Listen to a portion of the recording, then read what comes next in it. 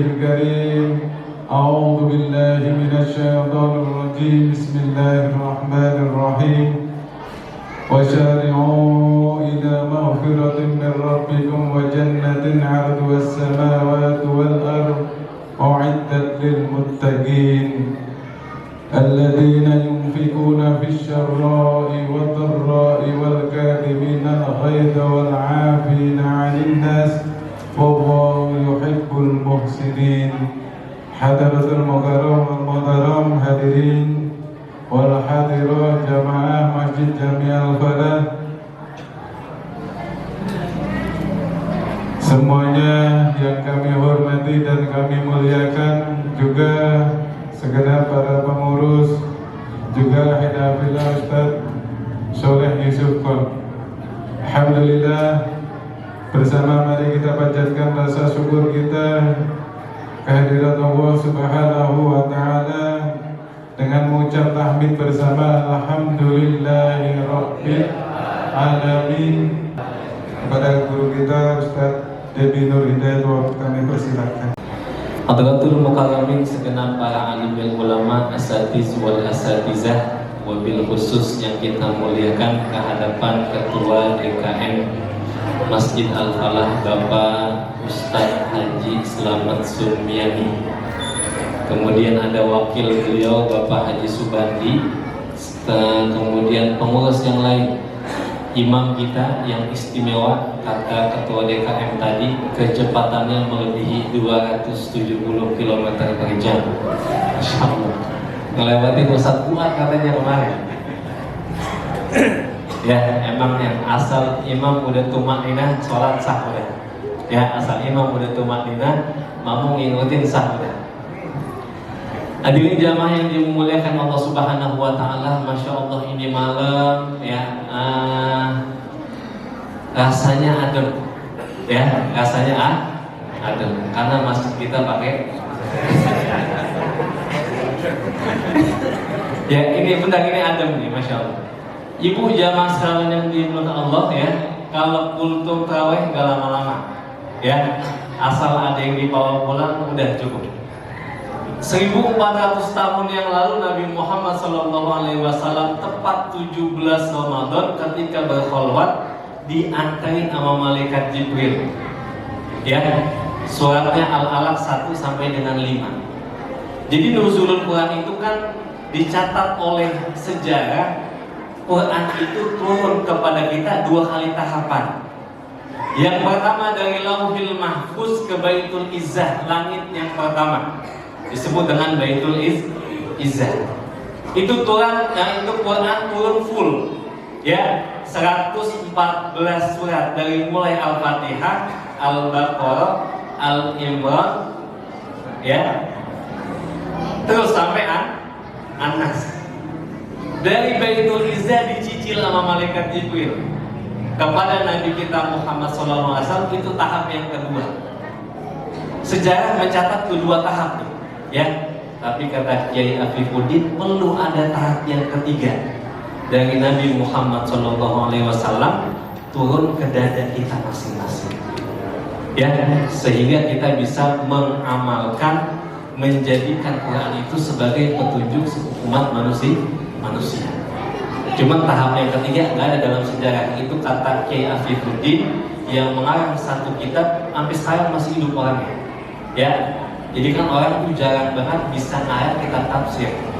Makanya Quraisy Shihab itu walaupun banyak orang yang kontroversi dengan beliau, kelebihannya adalah dia bisa menulis satu tafsir, dan sampai sekarang itu orangnya masih ada, ya.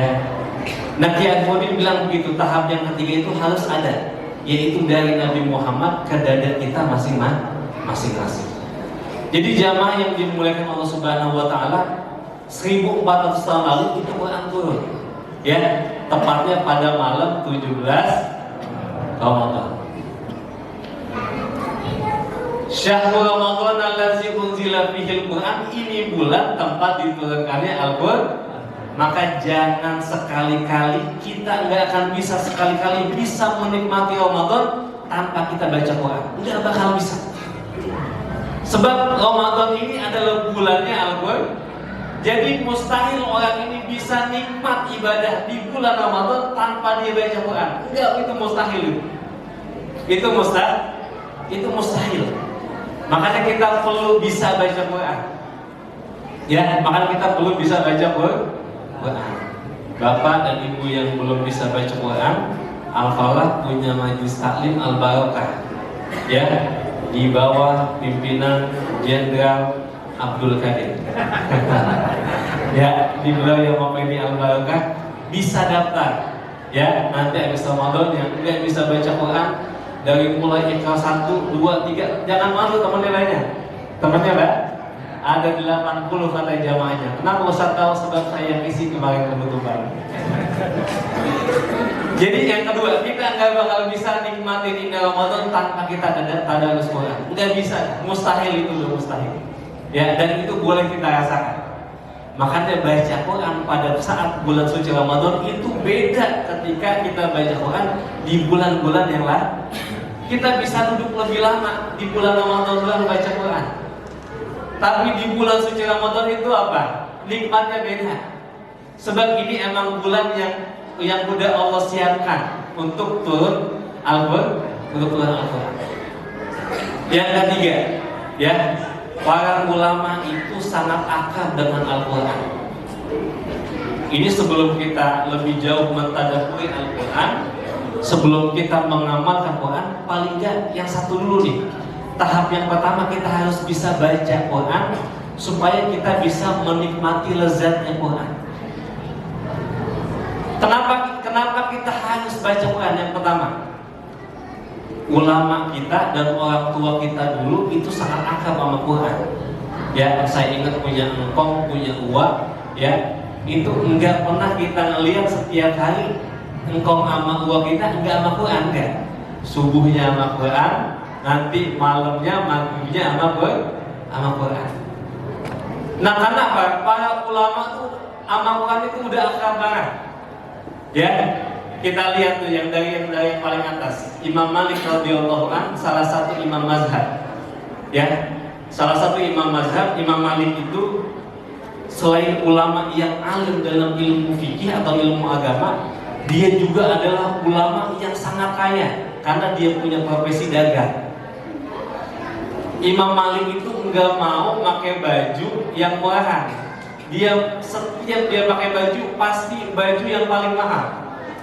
Kuda yang dia pakai buat ngajar itu adalah kuda yang paling mahal pada masanya. Imam Malik 11 bulan dia dagang sambil ngajar. Sebelum Ramadan dia tawakufan, kemudian dia berhentiin tuh dagangannya buat apa? Buat fokus baca Quran. Itu Imam Malik. Ya, itu boleh kita ikutin tuh. 11 bulan boleh kita usaha, Ramadan khusus kita buat ibadah. Kalau itu masih mungkin. Kalau nggak mungkin juga nggak apa-apa. Yang penting Ramadan kita masih tetap baca Quran. Turun ke muridnya Imam Syafi'i. Ya, turun dari Imam Malik, kan punya Imam Malik itu kan punya murid Imam Syafi'i. Ya, Imam Syafi'i itu usia 9 tahun dia udah hafal karangan kitab Imam Malik, Al-Muwatta Imam Malik udah dihafal, udah di kepala Imam Syafi'i. 6 tahun Imam Malik udah hafal Quran. Turun ke muridnya Imam Syafi'i dalam sebuah kitab, khotamtu, aku khatam fi kulli syahrin, di setiap bulan. Ya, di setiap bulan sitina minal Quran, 30 kali khatam dalam setiap buku. Berarti Imam Syafi'i setiap hari khatam satu kali. Illa kecuali Ramadan, kata Imam Syafi'i. Kalau Ramadan apa? Tadi kalau bulan biasa salasina minal Quran 30 kali khatam. Kalau Ramadan sitina dia khatam 60 kali. Jadi satu kali itu 2 kali khatam. Satu hari 2 kali khatam. Turun ke muridnya Imam Ahmad bin Hanbal 30 kali khatam. Jadi Imam Ahmad bin Hanbal setiap bulan 30 kali khatam. Turun ke muridnya Imam Ibnu Uyainah setiap 3 kali sehari khatam. Setiap 3 hari sekali khatam. Berarti sebulan berapa kali? 10 kali khatam. Ibu-ibu jangan, Ustaz saya ini perempuan, kerjaan saya banyak, ya. Ibu kalau tahu Rabi'atul Adawiyah, salah satu waliyah. Waliyah itu artinya wali di kalangan perempuan. Rabi'atul Adawiyah itu beliau khatam selama hidupnya 7.000 kali khatam. Itu perempuan. Rabi'atul Adawiyah selama hidupnya 7.000 kali khatam. Beritanya sampai ke Mesir bahwa Rabi'atul Adawiyah ini khatam 7.000 kali. Sampai ke Sudan, sampai ke Mekah, sampai ke Madinah, ya, sampai ke Yaman. Di Yaman ada namanya Imam Ahmad bin Muhammad Al-Muhdar. Dia bilang, gua nggak mau kalah sama perempuan. Imam Ahmad bin Muhammad Al-Muhdar itu khatam selama hidupnya 8.000 kali. Jadi ulama itu anak perang udah akal banget udah. Dan ini yang harus kita pelajari di bulan suci Ramadan. Kenapa kita harus baca Quran? Sebab ulama-ulama kita itu sangat akrab dengan Quran. Alasan yang kedua kenapa kita baca Quran, Ustaz? Alasan yang kedua kenapa kita harus baca Quran? Sebab Quran adalah mukjizatnya Nabi Muhammad SAW yang sampai saat ini masih bisa kita baca, masih bisa kita pegang, masih bisa kita cium Quran. Jadi mukjizat Nabi itu banyak, ya. Al-Qadiyat imam, salah satu imam, dia bikin satu kitab rangkuman mukjizatnya Nabi. Yang paling besar adalah Quran. Yang kedua adalah Isra wal Mi'raj. Nabi dari bumi ke langit cuma ditumbuh semalaman doang. Itu mukjizat Nabi. Yang ketiga adalah Nabi bisa membelah bulan, ya. Kemudian yang keempat, dari jari-jari Nabi bisa ngeluarin air. Dan itulah air yang terbaik di alam dunia. Nah, tapi mukjizat itu udah gak bisa kita lihat. Kita udah gak bisa ngelihat lagi mukjizat Nabi ngeluarin air dari tangannya, gak bisa. Kita udah gak bisa ngelihat lagi mukjizat Nabi membelah bulan, gak bisa. Kita gak bisa lagi ngelihat mukjizat Nabi Isra, dan itu gak bisa. Cuman Quran doang. Quran itu mukjizatnya Nabi 1400 tahun yang lalu diturunkan kepada Nabi. Kata Nabi, afdholul ibadati ummati tilawatil Quran. Sebaik-baik, sepaling afdolnya ibadah umatku setelah amalan wajib, yaitu baca Quran. Imam Nawawi menukil, fahuwa afdolu minal istighfar wa minat tasbih wa minat tahlil. Bacaan Quran itu lebih afdol daripada bacaan zikir istighfar, zikir tasbih, dan zikir tahlil. Kita boleh nggak punya zikiran, boleh, tapi jangan sampai kita nggak baca Quran. Ya, maksudnya terbatas nih ilmu kita nih, nggak paham nih sama wiridan nggak paham.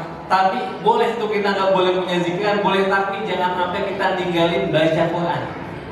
Kalau sampai kita ninggalin baca Quran juga, nggak punya zikiran juga, maka Imam Nawawi bilang, ya, man laisa lahu wirdun fahuwa kirdun. Siapa orang yang nggak punya wiridan, orang nggak punya zikiran, itu sama dengan monyet.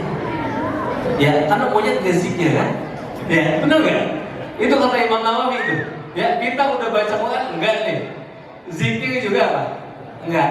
Kata Imam Nawawi, siapa orang yang nggak punya wiridan, dia sama dengan, jangan ke saya orang bilang ya.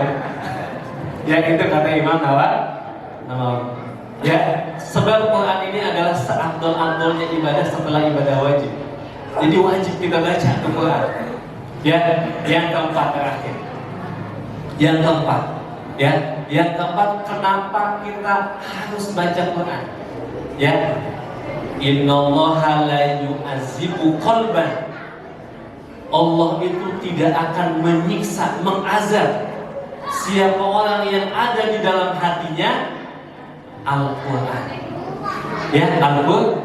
Jadi kita ini enggak bakal diazab oleh Allah selama ada di dalam hati kita ini Al-Quran.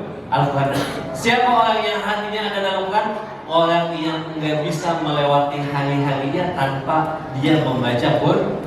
Jadi tidak ada setiap harinya dia nggak baca Quran, nggak ada. Ya, kalau ada satu waktu yang dia tinggalkan, dia nggak baca Quran, ya, ngerasa ada yang hilang, ngerasa ada yang kurang, itu berarti di dalam hatinya udah ada Al-Quran.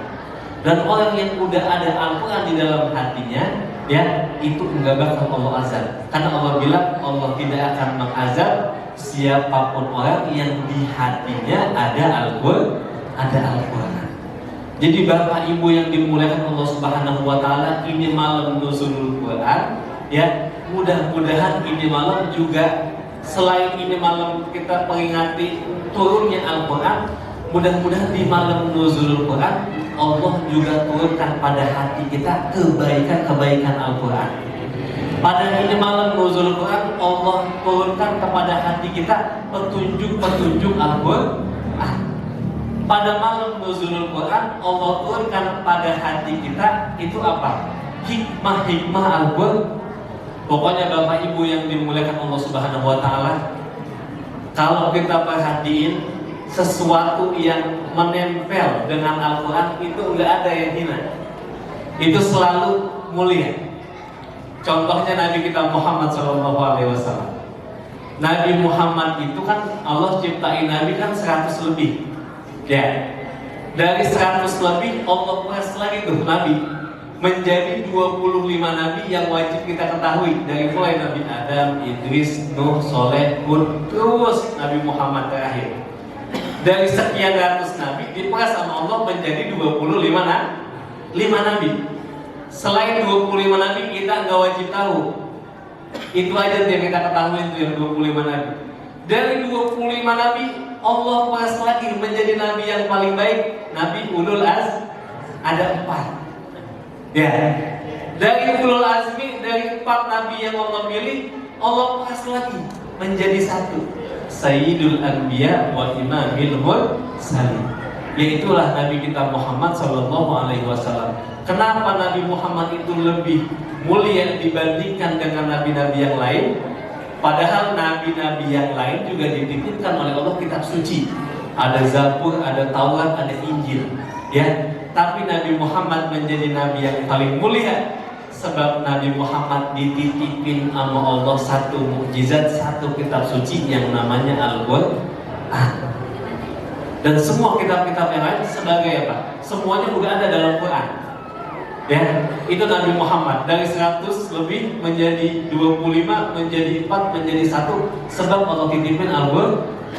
Kemudian malaikat Jibril dari sekian ribu malaikat yang Allah ciptakan diperas lagi menjadi 10 malaikat yang wajib kita ketahui. Ya, Malik, Ridwan, Israel, Munkar, terus ya. Ada satu malaikat yang Allah suruh untuk menyampaikan Al-Quran, bawa serpihan Al-Quran ayat-ayatnya 5 ayat kepada Nabi Muhammad, 5 ayat kepada Nabi Muhammad, ya, sampai 23 tahun. Itu malaikat Jibril bawa Quran kepada Nabi Muhammad, dan malaikat Jibril dinobatkan oleh Allah sebagai malaikat yang paling mulia sebab malaikat Jibril dititipi oleh Allah Al-Quran. Ya, yang ketiga, Ramadan ya Ramadan. Ramadan itu satu-satunya bulan yang Allah sebut dalam Quran. Ya, ada nggak bulan yang lain yang Allah sebut dalam Quran selain Ramadan? Nggak ada. Ramadan ini menjadi satu-satunya bulan yang Allah sebut dalam Quran. Syahrul Ramadan allazi unzila fihil Quran. Itu menjadi bulan yang paling mulia dibandingkan bulan-bulan yang lain karena pada bulan ini, bulan suci Ramadan, Allah turunkan Al-Quran. Jadi Bapak Ibu sekalian, itu Quran kalau kita bawa ke rumah tangga kita, insya Allah rumah tangga kita menjadi rumah tangga yang mulia. Quran itu kita bawa ke dalam kedudukan kita, jabatan kita, kekuasaan kita. Insya Allah jabatan kekuasaan yang dibawa Al-Quran itu menjadi jabatan yang mulia. Quran yang kita bawa ke dalam hati kita, ya, insya Allah kita menjadi manusia yang paling jangan pernah tinggalin Quran, jangan pernah tinggalin Quran. Ingat, hanya ada 2 syafaat nanti di yaumil qiyamah. Dari sekian banyak syafaat, di antaranya ada 2. yashfa'an, kata Nabi, ada dua yang bisa menolong kalian di yaumil qiyamah. Yang pertama adalah Al-Quran, yang kedua adalah Ramadan. Ya, kalau Quran punya jantungnya surat Yasin, kan Yasin itu qalbul Quran. Yasin itu adalah jantungnya Al-Quran. Kalau Ramadan ini adalah qalbu sana. Ramadan adalah jantungnya tahun. Kata Nabi, Ramadan qalbu sana. Ramadan ini adalah jantungnya tahun. Iza salima, kalau engkau salim. Ya, iza salima. Ya, kalau engkau Ustaz Salim, kalau engkau selamat ya di bulan Ramadan, ya, kalau engkau selamat di bulan Ramadan, salima sanata kulluha, engkau pasti selamat pada bulan-bulan yang lain. Tapi kalau Ramadan yang begitu mulia, kita ini enggak selamat dari Ramadan, masih terus maksiat sama Allah, ya, masih terus berbuat jahat sama manusia, jangan harap bulan-bulan yang lain kita bakal selamat kecuali dengan izin Allah. Makanya kita jaga betul di Ramadan, ya. Kita jaga gimana? Kalau kita jaga di Ramadan semaksimal mungkin, jangan sampai pada bulan suci Ramadan ini kita ngelakuin hal-hal yang enggak Allah senang. Kalau kita bisa ngejaga ini Ramadan full 30 hari, Bapak Ibu sekalian, insya Allah kita selamat di bulan-bulan yang lain. Ya, ini patokannya nih. Kalau Ramadan ini kita selamat, insya Allah kita selamat sepanjang bulan, sepanjang tahun. Tapi kalau Ramadan ini kita nggak selamat, ya tipis untuk kita selamat, kecuali hidayah dan pertolongan Allah Subhanahu wa Ta'ala. Mudah-mudahan malam nuzul Quran membuat kita lebih cinta dengan Quran, kita lebih terikat sama Quran, kita lebih bergantung sama Al-Quran.